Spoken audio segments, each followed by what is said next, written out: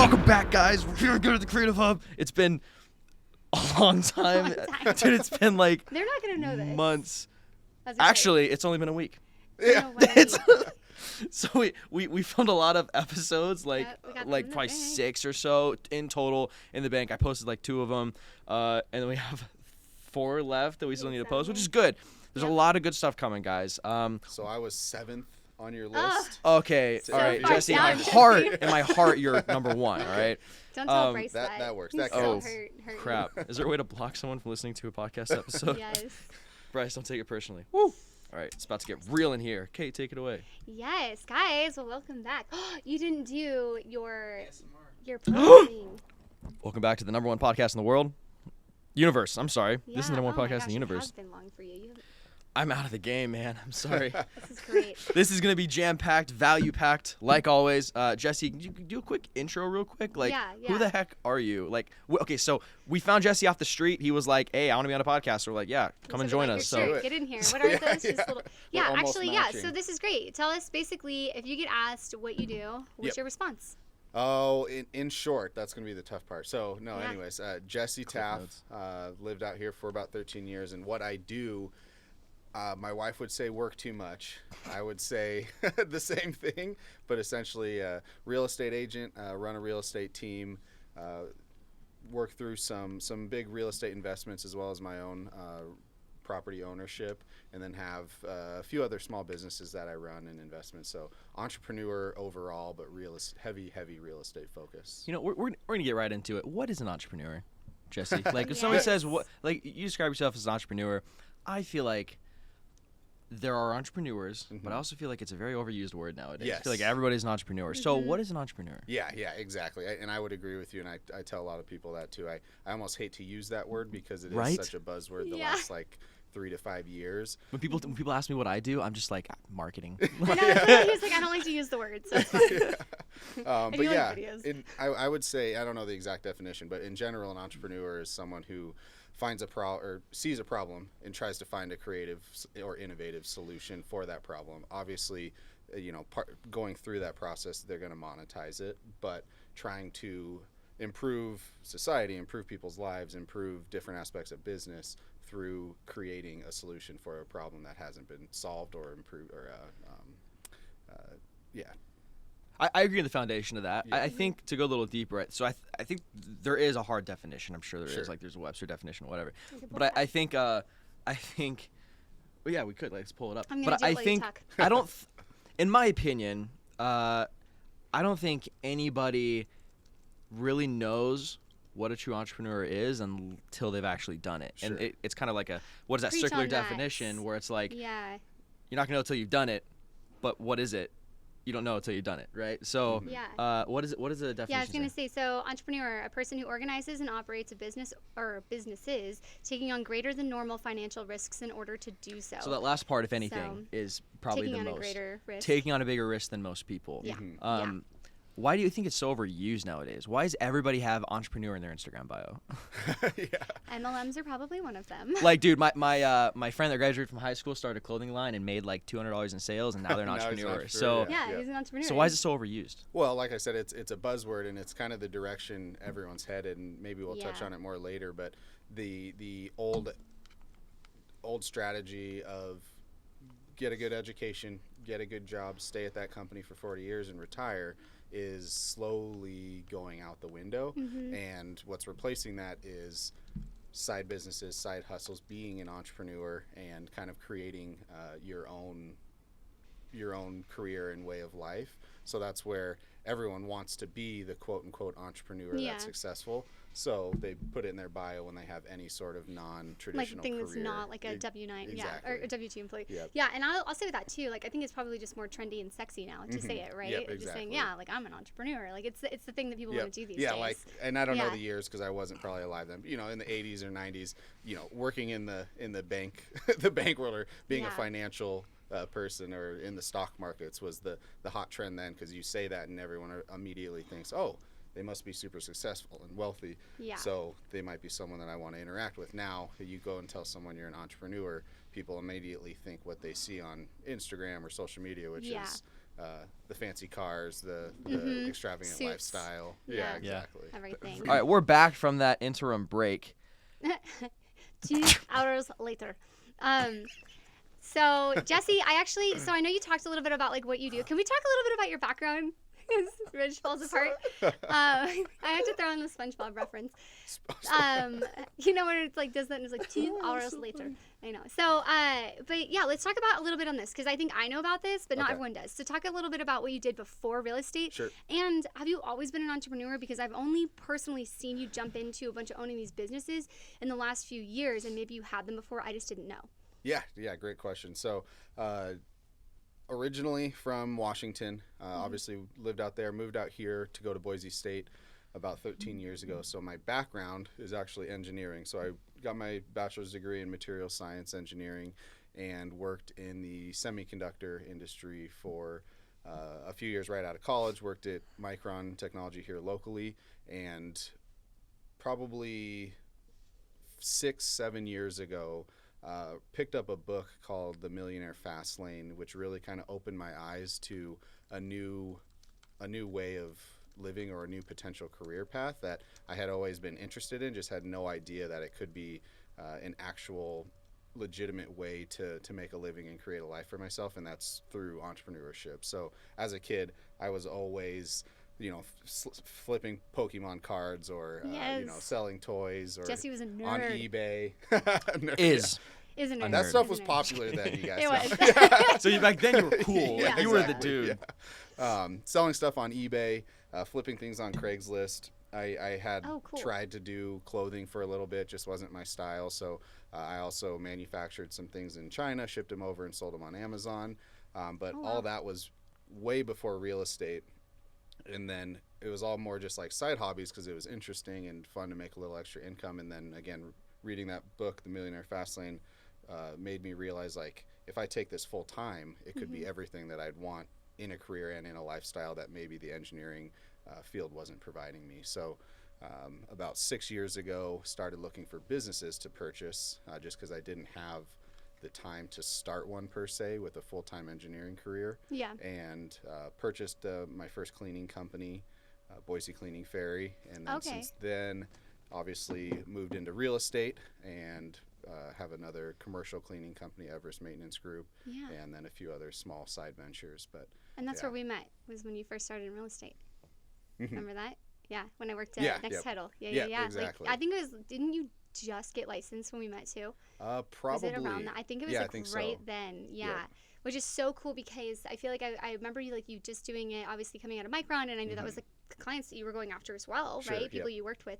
And being able to see what you've been able to build now, which is wild. Like, how many people are on your real estate team? Yeah, so we have 7 to 8 agents that So cool. we help support and help grow their business right now. And this team is structured to not have unlimited amounts of agents, so it's pretty much capped at where we're at just to provide enough value. But And you yeah, said have- that a couple years ago too. You were capped, and then you were like, okay, when I'm ready to take somebody on. And I remember like when you took Jared on, and like you've been very intentional with the people that you've brought on. Right? Yeah, exactly. That's so And cool. So you've had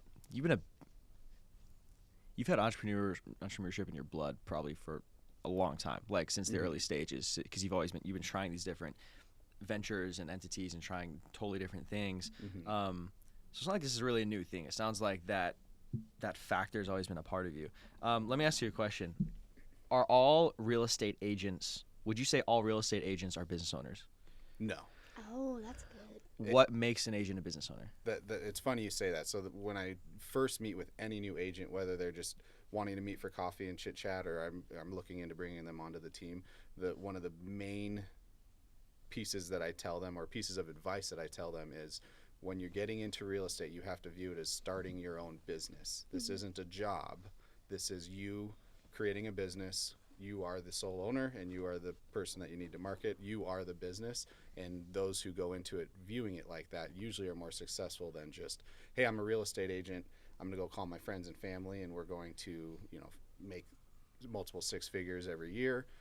So the biggest difference is you have to, again, view it as a business where you need all the different pieces. You need marketing, you need systems, you need the support structure, and of course you need the clientele rather than just getting your license and thinking the business is going to, or the clientele is going to come to you. What traits would you say, let's say there's two agents in front of us right now. One is a business owner in your eyes, doing good production, making good money, and then one is not a business owner. What are the difference in traits between the two? A self motivator. So there is no playbook on how to be successful in real estate. You can't just wake up one day and your day's perfectly laid out for you. You have to go out and decide, okay, what am I going to do today? What am I going to do this week? And then make yourself go do it. Whereas with most people, your 9-to-5 jobs, you go into work, you are told and expected what to do. You have projects, you have to-do lists. So those are handed to you. Whereas a business owner or an entrepreneur, you have to create those for yourself. And those who are not able to do that usually are not very successful. Yeah, you don't have anybody waking you up in the morning saying, "Hey, got to do this. Where you at? Yeah, it's 9 o'clock." Yeah, exactly. Yeah, 100%. What would you say with growing a team and obviously being an entrepreneur? Now you own, technically, it's 3 businesses, right? Is that what you, or? Yeah. I mean, Okay. like I said, there's a few smaller ones that are technically businesses or companies, but those are the. Hold on, real quick, true. before we get into these, because Yeah. you've got a lot of value to share. Yeah. Why should people listen to you? Ooh, good question. I mean, I'll just be straightforward and say I'm pretty humbled and say I don't know if people should listen to me. I mean, I'll talk, but it's up to you to decide if you want to or not.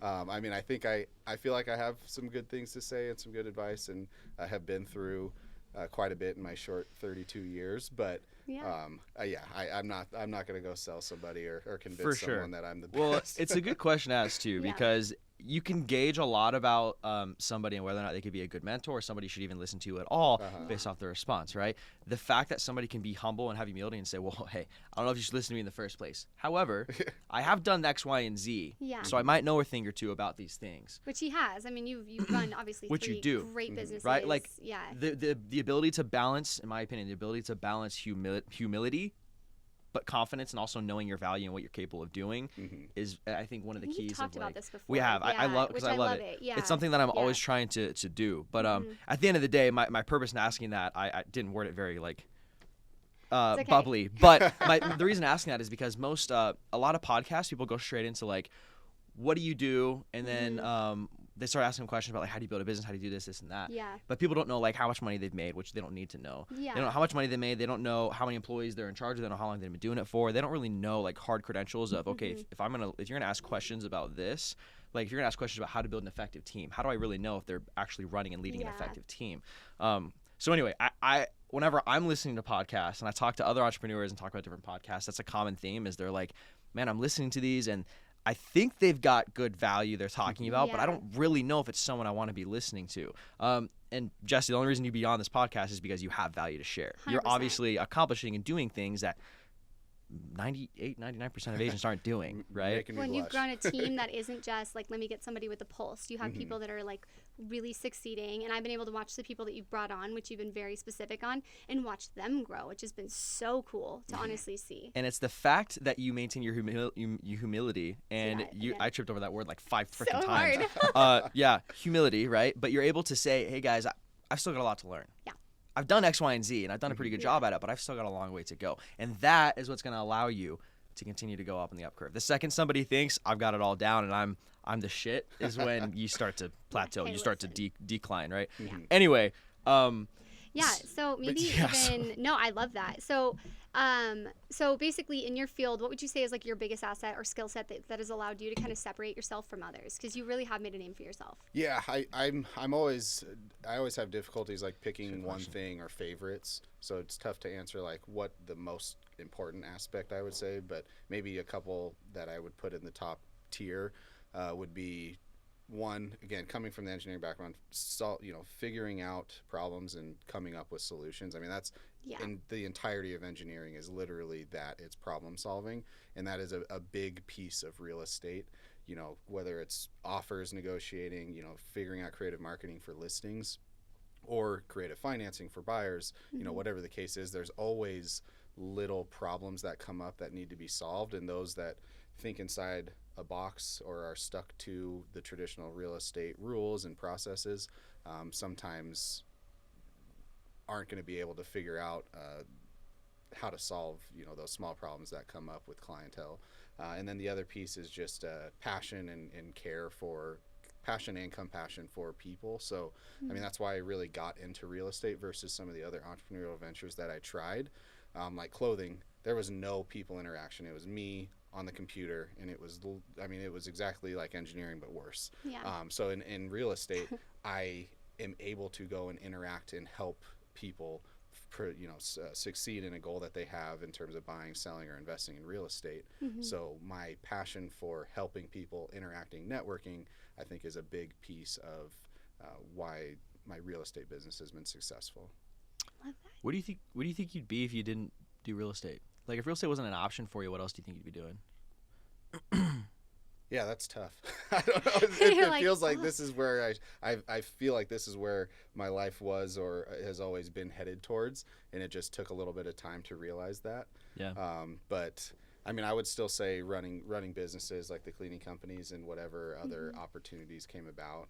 And kind of going back to the entrepreneur question, again, it's not necessarily seeing problems, but seeing opportunities and being willing to take the risk to go tackle them. Like right now, practicing and perfecting my stock trading and day trading skills. I had no idea, 2 years ago that this would be something that I'd be interested in or try to find and learn and create success in. But as an entrepreneur, you see that as an opportunity coming up and jump on it and, spend some time and effort to perfect your craft. Yeah. So, who knows if I didn't get into real estate where I would be, but I'm sure it'd be in a Did similar somebody field. like push you towards that, or what was your thought process on even doing that? Yeah, I good didn't question. even ask. So Yeah. always interested, have always been interested in real estate, mostly from a wealth creation and investment perspective. Yeah. So that's really why I started going down that path was, hey, real estate investments are in my future. I might as well get licensed and, learn as much as possible, have my license in case I ever need to use it. And then through that process, going to school, I realized real estate school doesn't really teach you anything. So Just know that how to get wasn't- sued. Yeah, Here's how not to get in trouble. that wasn't really, from the educational piece, wasn't really worthwhile. Yeah. But then as I was thinking about it, reading more books on real estate, I realized like this is the exact entrepreneurial venture that I've been looking for, which is, again, people, person-to-person interaction, unlimited growth for the amount of effort you're able to put in, and it is creating a new business. The only piece that I think was lacking in terms of the businesses that I wanted created was more of an exit strategy where, as a real estate agent, once you stop, your business might stop, and that's where creating the team came into play. So Smart. kind of leaving my staple at some point in the next 5, 10, 20 years, being able to step back but still having a business created that can kind of run and continue to be successful without Smart. me involved. How do you personally gauge success? Like, what is success to you? Is it pretty monetary, or would you say there's other Yeah, that's quantifiable? That's a tough question. I mean, it's not all about money, but in the end, if you're not making money, you're probably not going to be doing it. Yeah. So I would say there's for sure a monetary piece to it. Will I ever feel like, and this is a question my wife asks me all the time, will I ever feel like I've had enough success to stop? I don't think so. I think it's a ever growing and expanding goal and definition. So like when I first started in real estate, my goal for success was, okay, build enough business that I could replace my engineering income. Obviously that was 4 or 5 years ago. That's no longer the goal or the limit for success. Now success is a much higher line or a much higher goal. So again, I think it's ever changing, but monetary is a big piece of it. Yeah, a good definitely. question. I mean, like most things in life stem from money, right? Yeah. What do you think about people that say money doesn't buy happiness? Yeah. What do you think about that? I think we both look at you. He's like, oh, but He's like, Yeah, I oh was like, are you God. asking Kate? like honest thoughts. Right. What do you think? Like somebody's like, money doesn't buy happiness. What do you think about that? Well, I mean, it's It's a broad term. Yeah, It's a there's no generalization. kind of- I was gonna say, I feel like you Everybody's can kind of go different. like There's no two black and white ways answer. of like Yeah. how you see it. It could be like, oh, money doesn't buy happiness, and like the woo-woo kind of way, or like just like, oh, like money doesn't buy happiness. And Here's you the have to thing, be like, well, does it not though? Because it's like I feel like it helps a lot. Yeah. You know what I mean? I'll be blunt. I think people that say that don't have money. Here's the thing, right? I'm not doing what I'm doing to be rich and have a lot of money. I'm doing it to obtain money, to allow to be the fuel to reach financial freedom, and then be able to help other people with that money. Yeah. Because at the end of the day, like, you need money to do pretty much anything. Daniel Tosh says on one of his stand-ups, he goes, okay, for the people who say that, he's like, I've never seen an unhappy person riding a jet ski. Okay, like, come on. And I was like, you're not wrong. So I think it can kind of go either way, but it is dependent on the person at the same time, though. It is, like, there's a lot of people that just, there's people that are different. I think, generally speaking, if I'm generalizing here, most people that state that probably don't have money, and it's a response that they make to combat the fact and make themselves feel better that, like, I don't have money, but it's okay because I don't need it. It doesn't buy happiness. Like, what do you think? I would say so. Money isn't happiness. So correct. Yeah.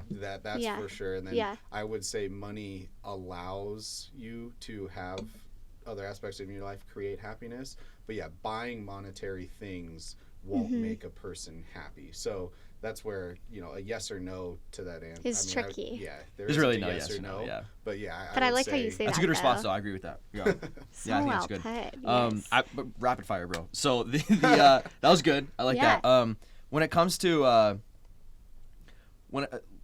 real estate agents watching this, they're solo agents. They want to build a team. They have all these goals and aspirations, like all the 10,000s of other agents here in the Valley, right? They want to be big. What would you say is the bottleneck, the one thing that they can't figure out, but if they just figure that out, they break that barrier to be able to make a lot more money than what they're already capped at? What would you say that one bottleneck would be? That's holding them back. Well, I mean, to be honest, time in market, just like with any investment. So personal investment in your business or monetary investment in stocks or real estate, time in market, I think, is the biggest one. So I think the stat, and it could change, by this time, but 80% of new real estate licensees do not renew their license in the first 2 years that license is valid.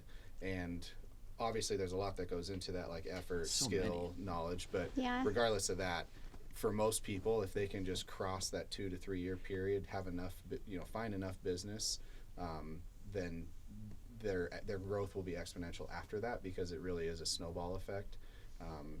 You take care of your clients, they send you more clients, and it starts to compound and add on to itself. So I would really say for most new agents, if you, unless you're one of the lucky or very skilled few, plan for a year or two of being very lean and then try and push through that. And then past that point, if you did everything correctly and are truly a good person and a good real estate agent and a good business owner and marketer, you should be able to hit the numbers or the growth that you're trying to attain in hit their real estate career.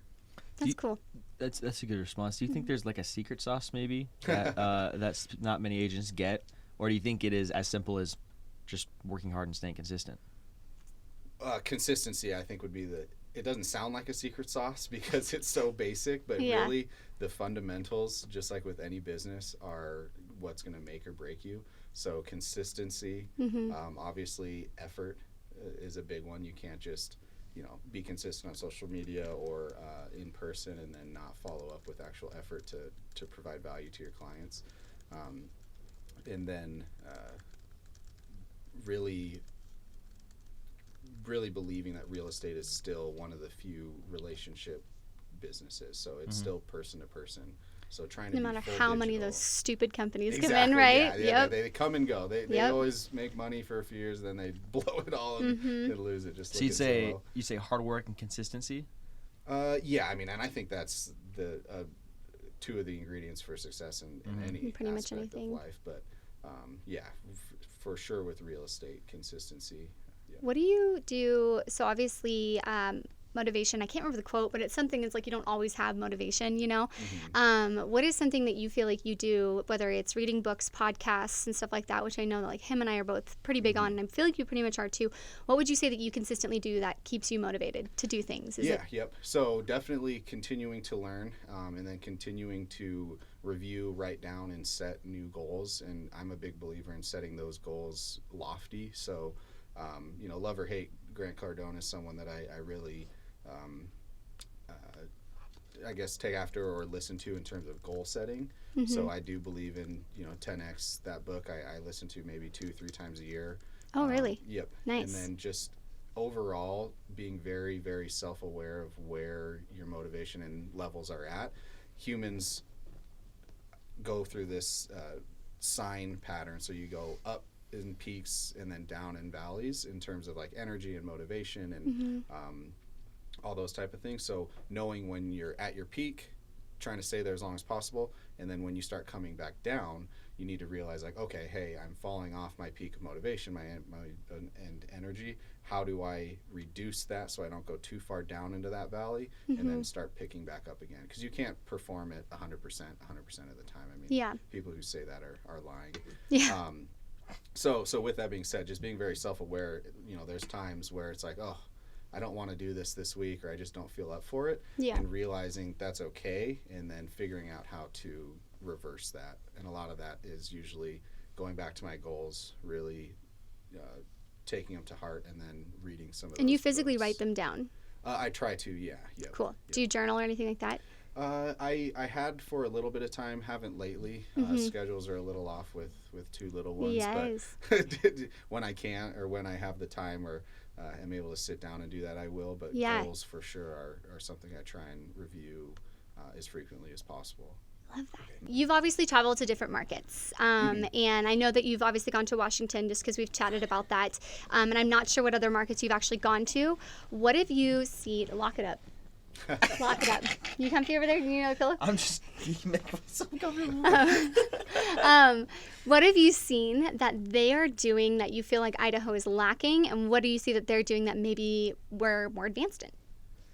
Yep. So overall, I mean, Idaho in general, it's a smaller state, and Boise is a smaller city, or Treasure Valley is a smaller metropolitan city. So we're always a few years behind on most new and, I would say, technology or new, in this case, marketing type ideas. So what they're doing out there, I would say we're finally catching up on, but videos obviously are a big piece. So, and then actually doing not excess marketing, but really going above and beyond what would be typical for real estate marketing. So just getting good photos and putting them on the MLS is not enough anymore, and never should have been, to be honest. But so yeah, videos for your listings, content creation for your clients, providing education before, after, and during you have a client looking to buy or sell, instead of just waiting for them to call you. So continuously putting out info for the masses to learn about the real estate industry, learn about investing, all the different varieties of real estate investing. So, and again, bigger cities like that are doing that just because they, again, are a little bit ahead of the times. There's more competition there. There's more people there coming up with creative ideas. Yeah. And for us, we can see that and either try and stay on top of it or mimic what they're doing and then be ahead of the curve here. I love that. What separates an effective, good personal brand versus a non-effective one? Yeah, I would say catering. And I've stole this from someone else, to be honest, but the 3 E's of marketing, so education, entertainment, and engagement. So the individuals that are following those and putting out content, connecting with their sphere or their online presence or online followers are the ones that are creating more of a personal brand than those that are just posting, in this case, real estate photos or new listings that are coming up. Market updates. Yeah, exactly. Yeah. Yes. I love that question. Stop it. It's early. Market updates. So this is something that we all feel, and even I know myself. What do you think right now has been like your biggest pain point with growth? Whether it's growing a team or growing these companies or just in general, I mean, what do you think is your biggest pain point that you've had? Yeah, I mean, it's probably the same thing for everyone, whether they're entrepreneurs or not, but time management. I wish there was more than 24 hours in the day. Preach. I love my family and my wife, and obviously I enjoy and make sure I spend time with them, but also need to, focus on business growth, current and active business right now, but also the new businesses and ventures that we're working on coming up. So there's only so much time in the day, so some things get fallen off or some things get missed. To-do lists grow. But yeah, I would say that's something that is a pain point and ever always there to try and improve on. Do you have like a system that you go through every day, or is it like chaos with all your babies, or like? It feels like chaos to me. I'm sure if someone watched, maybe it wouldn't be as chaotic. Right. But definitely, again, something that I'm always working on improving and perfecting is. You arrived here on the dot. I will not get over this. I texted him, I'm like, you're such an engineer, dude, like so meticulous. So it's hard to see that you would be like all over the place or anything like that. So yeah. But yeah, definitely. I unfortunately don't have like a system that I could define or share. I'm sure there's some rhyme or reason to what I do, but yeah, for now it just feels like a little bit chaotic. An organized entrepreneur is kind of an oxymoron. Oh my God, it's so true though. That's good. I'm getting there. I have a Post-it note system, so it's fine. She's working great right now. The system that you use is the best system. So there you go. I even know somebody that owns like an organization company. And they're the most unorganized person I've ever met. It's Stop. Or like the ones that they go into your home and like they organize everything? It's professionally. Like for professional, like corporate organization stuff. Yeah. And yeah, dude, all like, over. Come all over the Stop place. It. That's great. You're like, I'm not going to implement it on my there own. Making a lot of money and you are hyper organized. Yeah. Let me know. Rock and roll. You Give us your secret sauce. Like, yeah, it's preach. Do you want to? I feel like I've taken a lot. Do you want to? Yeah. Okay. Yeah. It was like any of these. Like, I want to know about building a team. Oh, I want to know, like, when did you start building a team? Like, when did your first person come on? Yeah. So to take it a step further than that, when I got into real estate, that was always my intention, was to make sure I'm capable of doing this. So being successful as an individual real estate agent, and then creating a team where I can share my knowledge, my experience in business in general, and then of course my experience and success as a real estate agent. So I knew that going into that was always my plan. So throughout the first 2 or 3 years, I always had that in the back of my mind, looking at other teams saying, ooh, I want to take this piece, ooh, I don't want to do that, and kind of creating a model that I would want to be a part of, and then sharing that with all the other agents out there. So the thought started probably 5 years ago. The official team started probably like 2 to 2.5 years ago. Yeah. And it started very small. I mean, it was just myself, one other agent, and then slowly, putting the pieces in place, getting all the structure and the systems ready, and then slowly adding new agents, new or experienced agents, but new agents to the team as they come about. And what I always tell them, and just like back to your question a few minutes ago on, I forget what it was, but anyways, tell them I'm not a salesperson. Most teams, most brokerages, their model is number of agents, so they pay people to recruit. Yeah. There's people with full-time jobs just recruiting. That's not how our team is built. And I tell them, I'm not selling you on anything we're doing. I'm going to tell you this is what we do. This is what we hope to provide. You decide if this is something that's the right for you. We'll decide if you're the right fit for the team, and then we'll go from there. So there's never been any recruiting. It's all been word of mouth, or proof is in the pudding, essentially. So people see what we're trying to do, and they seem interested. We meet up. I share again what the team is structured and what our vision and what our value proposition is, and agents can decide if they want to join, and we can decide if they're the right fit for the group. And you've created a good culture around that too, which is really nice. Like your team, like anytime they meet, they're just like team meeting, like you know what I mean? Like everyone's like all excited, and like it's just really cool to see that you've done that. So that's awesome. What do you think has allowed you to build a good culture? Oh, slowly he's gonna fall asleep on the couch. Is what's gonna happen. Yeah. What do you think? Anyway, I was gonna be like, hey, Ridge, wake up. I love it. Yeah, sorry.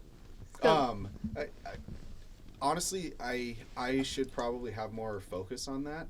But to me, this is a skill I need to work on. I'm still very much business focused first with things like this, and need to be more personal and individualized focused, and celebrating wins, things like that, rather than just trying to push out value and help them create and build their business. So I think the culture part actually has some room to grow, but it's very real in our meetings. There's no one's holding back. No one's trying to keep their marketing secret. So that has really helped everyone feel like they can be themselves, and then the culture kind of just naturally creates itself where we feel like a team. We're not 7 to 10 individual people. We really are a team when we're in there together. And then of course everyone has their individual business that they go off and do. But the culture's kind of created itself, and then from my perspective could definitely be improved, and more group events and camaraderie and celebrations. Just tack that into the schedule. Yeah, exactly. Notice how I asked, what do you think has allowed you to build a good culture? Assuming you have a good culture. But your response was, I actually think we have a lot of room to grow. Tells me that you're doing a good job as a leader. Yeah, that's Notice really cool. Sure. Yeah. Yeah, does that make sense? I He's like, sure, right, whatever. I didn't think of it. I didn't realize this. Yeah. Yeah. Well, no, it's good. Like I've asked that question before to people, and they're like, I've got a great culture because of this, and this. Yeah. But I think like if you're really aware, you realize there is always room to grow with your culture, right? With your team. Preach. All the time. So, and it's having that. Sometimes I get more deep than I need to. It's unnecessary, but I think that like having that awareness that it can always be better is what's going to allow you to always continue to be better. Like self-awareness is huge. But anyway. No, I love that. What do you think would be like one of the biggest mistakes that you've had throughout being an entrepreneur, that maybe you could even give advice on, like, hey, like this is what I did, or maybe you haven't had any mistakes, but yeah, I mean, definitely a lot of mistakes. None that are, I would say, that I'd regret, just because they're all learning. It's all a learning opportunity. Yeah. If I were to, this is still something that I need to kind of work through and get better at. But don't be afraid to ask for help. I've always been one. I have a question, I'd rather just go solve it than make a quick phone call or text. Yeah. But don't be afraid to go ask for help. Yeah. Try to find a mentor, work underneath or shadow somebody, or work with a team, even with the goal of maybe in a year or two becoming an individual, whether it's real estate or any other business. But really learning from others who have already done it will save you a ton of time, a ton of headache, and probably a lot of expenses. And I would say if there was one thing that I could go back, I would probably have done that earlier or focused on that more rather than trying to do it all on my own. Yeah. That's been a fun lesson that I'm learning. Yes, yeah. Slowly but surely. It's so hard to pass it off. Okay, what are your growing pains? Oh my gosh. Time. It's so funny when you said time. I was like, oh my God. And same, my husband's just like, miss you all the time. And I'm like, I'm working, babe. I'm sorry. And it's time, and it's the confidence of like, all right, I'm going to let you take this on and I've never owned a business besides this, right? And so it just feels like my baby, and no one's going to do it as good as I'm going to do it. And I'm like, oh, but I have to get out of this mindset. And I've been told so many times now, and I have like dozens of books to read. And I know I need to learn it more, but I've been so much passing stuff off in the last, I'd probably say 6 weeks, and it's been a game changer. I got an admin to really help with things, and I was like, okay, can you do this? And I'm testing the waters with things and really finding my systems. But I would say it's probably the biggest thing is just really allowing somebody else to take something off of my plate. Delegating is very difficult for me. And it's wild because I feel like even whenever I was working, in a corporate world, I was able to delegate, but it's because they had a job and a position, and I was like, this is your job to do this. And I knew how to send this off to a graphic designer, you know what I mean? And in this, I'm just like, okay, but it's my name on the line, and it's my baby. So that's where it boils down to, your ability to effectively lead. To know, so that way that they can uphold the standards and they can uphold your name, right? Yes. What are your guys' top 3 high-value activities? You know what I mean by that? Well, definitely explain. What activities do you guys do that makes you the most money that you can't delegate? For example, with me, as of right now, sales.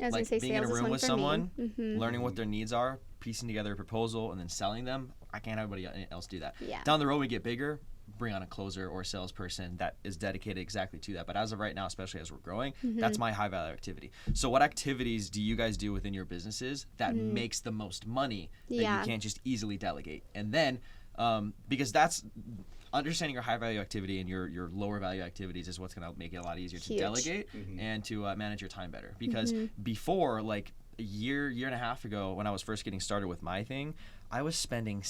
I did the math, which is super important to know. Like, do the math on what you're spending your time doing. 75% of my time was spent editing videos.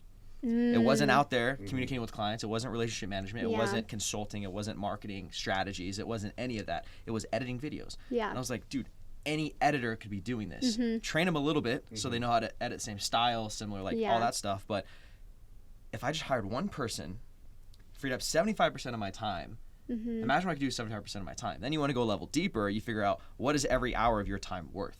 Yeah. Like, what would you have to pay yourself Yeah. in order to do this activity? For me at the time, I remember it was like $125, $150 an hour. I was like, I could hire somebody for like $30 an hour, and that's good. And then what can I do with that extra time? So to circle back, what are your guys' high value activities that like only you can do? And then what are your low value activities? Because that makes it a lot easier to delegate. And then you can focus just on what makes the most money for your business. Yeah. Do you want to go first? Yeah, yep. So real quick to your point, like you said, understanding your value per hour. So that's something that I do and recommend to the agents on my team too, is come up with what you currently think your value per hour is, or maybe what you want to get to, and anything that's less than that you can hand off for a lower price or lower pay. Do obviously you can't do everything. You can't hire out your entire life unless you're very, very successful. But you can figure out what are some things that you can do to save you. Let's use $150 an hour and pay someone $30 an hour that can do it for 80 to 90% of the effectiveness that you can. So yeah, that's something that I do as well. Love like that. something as simple as mowing your lawn. Yeah. Like a month ago, I was mowing my lawn. I was just mowing it. I had the thought. I was like, how long does it take me to mow my lawn? It was like with my the size, it ended up being like 2 hours to hand mow it. And then I was like, how much would it cost somebody else to do it? And I got a quote for $50 each time they mow it. And I was like, I shouldn't be doing this. What am I doing? Yeah. So even in your personal life too, right? Yeah. Like when you're as busy as somebody like you, somebody especially like you, you need to figure out, what am I doing that's actually growing and scaling the company versus what am I doing that's tedious, mundane, and is just eating time away that somebody else should be doing. Straight and up. That's what's going to allow you to really break one of the many things that's going to allow you to break past that bottleneck. Yeah. But high value activity. So obviously things in person, again, with real estate, it's still a person-to-person business. I can't hire out someone to go explain what I can do for them as a buyer, seller, or investor. So networking, in-person meetings, consultations, things like that are still huge. Things that I will never hand off. And I would say for a lot of people that I talk with, that is one of the biggest value propositions. Is we've had a lot of success. We've had a lot of experience in this real estate market from all different aspects of real estate, residential real estate. But in the end, it's myself and my full-time assistant or business partner that you're going to interact with. So when we're out looking at homes, it's going to be one of us too. When you need a call or when we're negotiating repairs or prices, it's me, not someone 3 layers down below me, even though we've had success enough to be in the top 2% of the area. Yeah. And then from I would say one other value item is just high level vision. So high level decisions and vision of where the companies are headed. That's something that can't really hand off. So still leading and essentially executive ownership of the different entities is something that will always be high value and retained as far as my control and not delegated. Yeah, that's huge. I love that. Do you have employees or just contractors? Contractors right now. Okay. We're leaning towards employees, which will be Yeah. cool. I mean, some people are still going to be contractors because it makes sense, but I was gonna ask like thoughts on W-2s versus 1099s, but it's so different depending everything on what is you so need and what the industry is, so it's kind of a dumb question. No, it's not dumb, but I was just going to say mine is definitely sales. I do spend too much time, but it's because I think I've built so much of the system on the back end, and obviously through my coach, who's been just a game changer for me, and I've got it so almost dialed that I could be like, okay, like you can take onboarding, because onboarding is still very hands-on and talking to the client, which I still want to do, but there's so much on the back end that I've slowly passed off to my admin that I'm like, okay, you can do this, Dude, to make everything detailed. I think I don't know your model in and out like you do, but I understand generally. Tell me if you agree or disagree. I think the only thing you should be spending doing is sales and client/expectation management. Yeah. Like just making sure you're staying on top of clients on macro level and being like meeting with them every month and being like, what are our plans, Yeah. talking with the team, what are we doing for this month, what are our overarching macro level objectives, Yeah. and then just communicating with the clients. So are you hard to happy wanna with what we're pull doing off for you the guys? creative side of things, You because have to. love my creativity. You know how much I shoot and edit like, now? You know how much I shoot and edit within my company? And we're a video company? Guess how It's much? hard. Probably like 15%. Never. Oh, okay. Just kidding. Maybe 5%. 0%. If it's Zero, yeah. if it's a big project Yeah. and like if I want to do it because it's Yeah. fun, I wanted to do that one with you guys. Yeah, It was yeah. hilarious. It was a Yeah. blast. That was probably the first time I've shot something in a long time. Yeah. Right? Yeah. Now I'm actually in front of the camera or Yeah. just behind the scenes making sure everything is actually Like, doing what needs to get doing- done, yeah. right? Because if I'm focusing on making the videos and editing and shooting and stuff, it's like, dude, I'm working in the business, not on it. Yeah. Right? Yeah. And those are totally different things. Versus when I can be on the outside, I can ensure that we're actually accomplishing what we need to accomplish. That Yeah. what we're creating is actually working and it's actually worth what they're spending. Yeah. And meeting with the clients every month and be like, hey, this is what we did, this is what we accomplished, these are the results from it. Are you guys happy? What are your expectations before going into this versus what are they now? And are you happy with what we're doing? Yeah. What can we be better at, right? Like just the big picture stuff so you can run it. There's a big difference between working in your business and working on your I know, business. I get And as told soon this as all you the can time. shift, as soon as you can shift that, Yeah. bro, that's when you can. We're that's when you can close, start baby. shifting. Yeah, It is- there's always. yeah. I mean, even that can be. There's gray areas. So especially when you're just starting out as a business, you can't For just sure. jump to working on the business. You have to be in the business Yeah. and then slowly work your way back out. Mm-hmm. So everyone true too, for preaches sure. that, but again, you have to have some sweat equity of being in the business you're doing, and then make sure you focus on delegating and working your way out so you can work on the business and not just be an employee Yeah. for yourself. But Yeah. at the beginning, you definitely have to grind and That's true. hustle Yeah. in the business. I know. There's days where I'm just like sitting there with my glass of wine in the bathtub, just being like, okay, it's worth it, right? Skylar's like, you're doing great, babe. I'm like, thank you so much, sweetie. Yeah. So I guess at what Yeah. point do you know when it would be a good time to be like, okay, now I can pull out and I can start working on the company? Well, I don't think there's a tipping point. I think it's a scale where, just like you said, you slowly, as your value per hour increases, you start to hand off more valuable tasks or more valuable responsibilities. That's a good way to gauge it. Yeah. So you Yeah. slowly work your way up instead of like, oh, nice, I just closed 20 deals this year. It's time for me to hire 5 people. It's not a Yeah. line in the sand. It's ever changing. Oh, I do like that That's though. it. Passing off those valuable activities. Like that was hard for me to pass off different clients, but I'm like, okay, but you're in good hands with this person, and like, but passing that off, and it's That is a good way to quantify it. That's a good way to know like Quantify it, when yeah. it would be a good time to start working in it, because you're totally right. And 100%. Like when you're especially first starting building something, you got to be within it. Like, because you're the one setting the expectation and the standard of every single role. You're doing all the roles at the same time when you're 1st starting. And then when you first start out, your value per hour is going to be really low, right? Until you start making more money, Yeah. your value per hour increases. And then once you cross that threshold of, let's say, for example, you need like an editor, right? Yeah. An editor, a good editor, like say $30 an hour.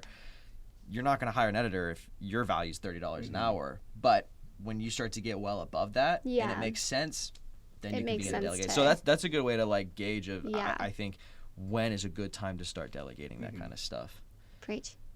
But yeah, every industry is different at the same time. Sure, But I think generally speaking, that could be Yeah. a good way to go about it. Yeah, so like it's not a set cadence, but maybe quarterly or yearly or every 6 months, try and reevaluate where I want my value per hour to be, and then look back and look at all the responsibilities and try to decide like, okay, I can hand this one off, or I need to retain this one. So always, and you kind of hinted towards it, but always tracking and analyzing all your data, whether it's income or time spent or productivity, because without analyzing you can't fix or improve anything. So in this case, figuring out what value per hour is or where I want it to be, and start delegating more of those responsibilities off as we get Agreed. further or grow. And then of course, if it goes in reverse, because not everything goes up in a straight line, especially in sales, because the economic and markets change.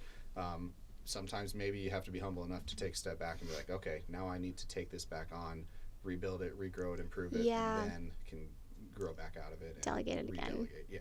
So true though. Yeah, this is good stuff. All right, guys, we'll wrap it up here. This is a great, super good episode, actually. There's a lot. We bounced around quite a bit, but a lot of valuable points in there. A lot of good micro content, a lot of good Doesn't help that we stuff you both have guys like can pull. ADHD. It's like it's like the worst mix for. It's why this is good, right?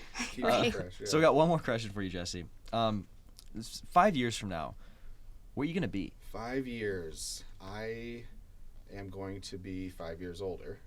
That's Boom. easy. That was it. Yeah. Welcome. Thanks for watching, guys. Yeah. Beyond that, I can not tell you with any certainty. No, I'm just joking. I honestly, I think I will be very similar to where I'm at now. Still real estate agent, still trying to build and improve the team. Companies, I would imagine more companies in the works and on the way, but kind of just slowly climbing the real estate industry ladder per se, where continue to do real estate, but starting to work on larger projects, developments, new construction, more investing probably. Exactly, more on the investing side, and then like I mentioned, several other businesses. So my overall like retirement model has always been real estate, business, and then traditional investments like stocks, things like that. So I would imagine if we did this in 5 years, we wouldn't just be talking about 2 cleaning companies and real estate. There's probably you file an LLC like every other day, so it's fine. Yeah, I see it all the time. I'm like, another one. Yeah. And a thicker crypto portfolio, hopefully. Oh, yes, right. Yeah, well, let's not talk about Yeah, that. Please turn right now. It's fine. Don't want to look at my. Do I get notifications on like Coinbase and I just turn them off? Yeah. Because it tells you when something's up or down. Don't wanna I'm know. like, I don't want. Don't look. Everything's red right now, Bro, So everything. don't even don't worry about It's it. all good though. We'll see Long where we're at in term. 5 years. Yeah, Think exactly. long term. But yeah, I Yes. mean, I would say, like I said, 37. never mind. My goal from 5-6 years ago when I first left my engineering career was to quote unquote be retired by 36. And in this case, retired means passive income covers all of my living expenses, not a brand new car or going on vacation, but all of our living expenses. So I could essentially stop working and we would survive. So that's still the goal. So hopefully by Love that. 37, I'm just past that. Nice. Love it. Well, cool. This is Sweet. gold. Jesse, Yeah. thanks for coming on, man. Thank you. coming out here. Yeah. Thanks for listening, watching, viewing, subscribing. The #1 podcast in the universe, and we'll see you guys next time. Number one.